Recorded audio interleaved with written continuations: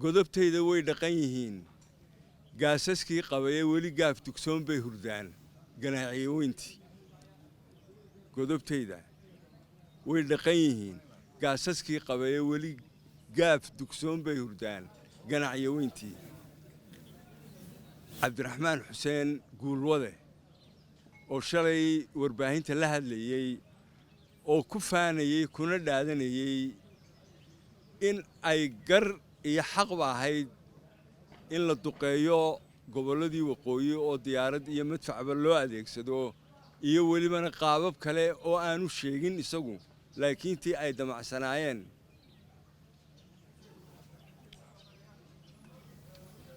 cabdiraxmaan waa reer buurc kur weeye waa tuulo yaroo ku taalla dalka Itoobiya u dhow magaalada Mustaxiil iyo beledweyne jiida markaad marayso 1986 bishii Juun anigoo la socda gudoomiyaha SNM ayaan goor casar gaabana maray annagoo kormeeraynay aagii dhexe ee Mustaxiil cabdiraxmaan xerow buu halkaa ku koray xerow fiqiduura dabeedna xamar buu tagay ilaa qaahira ayuu socday Al-Azhar meel daarul culum la yiraahdo malaa waxoogaa dhowr bilood ku kalahay dabeedna uu soo noqday ciidankii gulwadayaasha ayuu qortay taliyaha ciidanka ayuu noqday macallinkii kacaanka Allahu naxariistay Maxamed Siyaad Barre ayuu inanka guursaday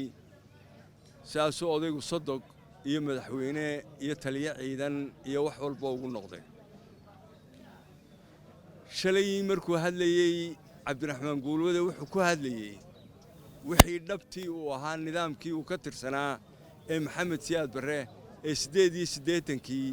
Hargeysa la isugu soo galay iyo Burco iyo Cadaadle iyo gobolladii waqooyi wuxuu ku faanayay inay gar tahay oo ay xaq tahay in Hargeysa la duqeeyo garaadkii buu hadlay cabdiraxmaan iyo sidii uu macallinku kaga dhintay cabdiraxmaan wuxuu ka tirsanaa guddidii wada hadallada gudoomiye ku-xigeen buu ka ahaa guddidii uu magacaabay farmaajo wada hadalladii Somaliland iyo Soomaaliya markani koow uma ahayn intaasoo jeer ayuu Canqara caasimadda dalka Turkiga kaga qayb galay wada hadalladii Somaliland iyo Soomaaliya ku dhex mari jiray halkaas in badan buu ka sheekeeyay waay aragnimadii uu halkaa ka soo kasbaday wixii uu ku soo arkay cabdiraxmaan guulwade isku halayn buu shalay u hadlayay cabdi iidaan maansadiisii daadwarare ee deelaydii ku jirtay ayaa waxa ku jiray waxay dameertu hooyada dabada uga nugtaa dabaciyo isku halayn ma dambaabidhee garo ninkii shaashadaysa soo taagay ee yidhi annagaa bamgaraynay oo madfac iyo dayuurad bal la dhacnay waanay mutaysteen xaqna way u lahaayeen ninkii waxaa ku hadlayay ayaa yidhi waan iscasilay maalin kadib ayuu madaxweynuhu ka aqbalayoo mid ay isku kafad yihiin oo dalxal la yidhaa ayaa loo magacaabay meeshii horta dadka aynu sugaynaa waa dadkaas dee annagu ay arag baanu ahayn waanu u soo joognay nidaamkaas Maxamed Siyaad Barruun baa dhintay Cali Samataruun baa dhintay laakiin dadkii dadka dhagarta ka galay dee waa kuwa hadlaya waxa dhagartaa galayna wuxuu ahaa xooggii dalka Soomaaliyeedna wuu dhaqan yahay dhacdadani waa inay dadka u noqotaa mid ay ku gartaan mustaqbalkooda iyo aayahooda wuxuu ku dambeynayay iyo waxa lala damacsan yahay sidaasuu nidaamkaasi u damacsan yahay oo uu u doonayaa midnimada beenta ah iyo qarannimada beenta ah iyo ereyada madhan ee hore la isugu soo dagay in maantana mar labaad lagu dago oo wixii halkan ka dhacay ay mar labaad soo noqdaan SNMna umay dagaalamayn wixii dhacay inay halkan ku soo noqdaan xukuumadda Somaliland waxaanu magan uga nahay oo aanan ka aqbalayn inay ka aamusto oo ay ilaa maanta imikada aan hadlayo aanay ka hadlin arrintaas umana baahni shacbiga Soomaaliyeedna ma geeyo Somalilandna ma geeyo inay xukuumadda Somaliland arrintaa hadal ku koobto ibraahim gadle wuxuu yidhi tuugu aysqariya halka uu ka xado tulud tahan buu ka guuraa toddobaadkan xaajow mid tiriigstaa yimid dadna waa la daydayaa oo dhagar inay galeen iyo waxbaa la soo eega kanna waabuu soo mutuxan yahay oo wuu soo taagay oo wuxuu leeyahay wixii halkaa ka dhacay iyo dadkii ku dhintay annagaa laynay in la laayana way ahayd in la laayana way tahay intaasuu istaba dhigay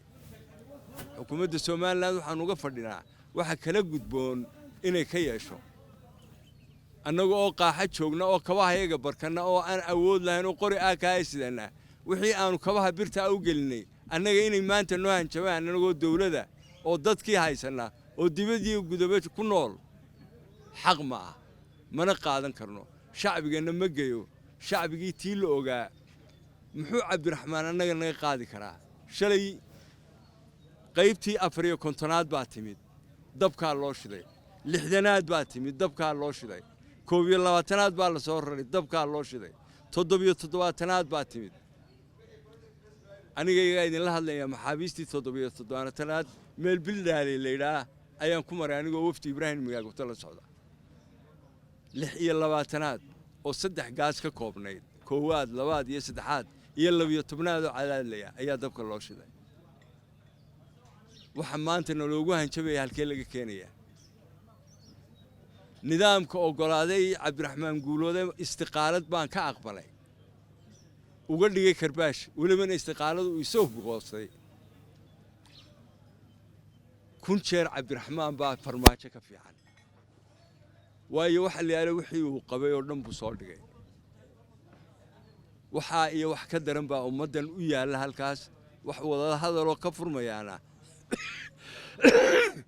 ma jiro hor fadhiisanayaana ma jirto xukuumaddan waxaan ka doonaynaa wixii halkan kale kaga gudboon kaga beegnaa inay ka yeesho oo ay maxkamadda caalamiga ah u gudbiso isaga marxaati isugu filan cadayn waxa la yaalo wax loo baadi doonayaa ma jirto haddii kale been baynu isku maaweelinaynaa shacbigana waa shacbigii duruusta la yaab kala dhigay day timaadana tiitu ka daran ayaanu dhigi doonaa. Wassalaamu calaykum waraxmatullaahi wabarakaatu.